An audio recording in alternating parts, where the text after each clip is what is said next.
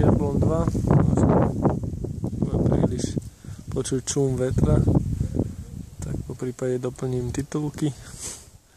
No, takže toto je tiež jabloň, ktorá by trebala trošku nejak upraviť.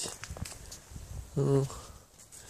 Najhoršie je to, že zatiaľ nemám predstavu, pretože toto je napríklad jeden stredník, bližšie trochu.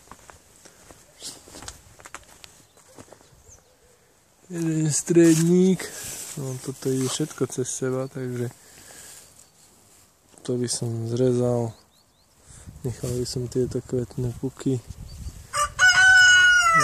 kohút sa pridal, takže v prípade toto by som nechal, toto celé by som, neviem, alebo toto dám preč, nechám tento konár, len tuto hneď nad tým je druhý konár. Takže rozmýšľam, že po prípade toto celé dať dolu. Potom toto by som nechal, tento by som tiež nechal, ako potom budúci. No a takéto choroby tu má tento strom aj tuto. Neviem, či to ponechať, aj keď strom žije. Teda konár funguje, tlačí, ale je tam taká guča. Takže toto je bol stredník. Otázne je, že či by som to nechal len tu. A toto všetko by som obetoval a dal dolu. Alebo či by som obetoval len toto. Jeden konár a z tohto by som spravil stredník. No, z tohto by som ho trošku skrátil, aj keď tam sú pekné kvetné puky hore. No, takže si som to rezal takto na prevod, na tento bočný. Takže s týmto aj tento by som nejak upravil. Čo viem, toto by som dal dolu celé.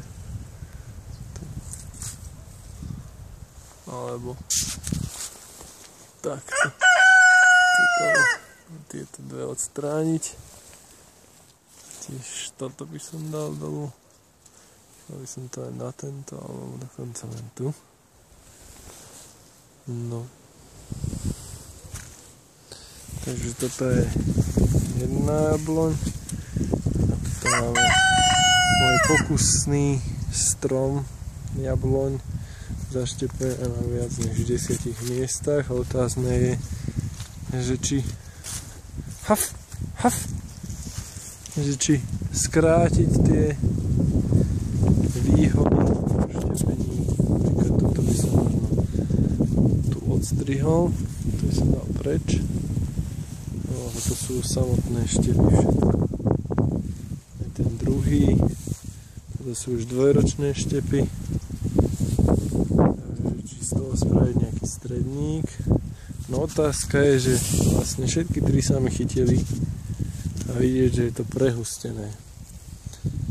Mám jeden obetovať, odstrihnúť, alebo proste spraviť niekde túto nejakú medzeru. Čo ja viem, aby každý z nich išiel von, lebo sa preplietajú.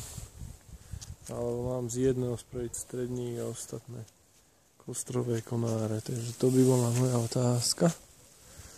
Otázka ako amatéra, ktorému našťastie vyšli štepy. No a toto by som asi celé skrátil. Toto nie sú štepy, to sú len výhony. Štep končí tunák. Týmto jedným, či to mám skrátiť tu. Toto všetko dať preč. Vyzerá, že na tom žiadne kvetné puky nie sú. Takže o nič by som neprišiel. No a teda či mám skrátiť? Je tu krásny štep schytený a meter a pol dlhé výhony jednoročné, takže tu štep. No, toto by som dal preč, toto je nič, bez štepu.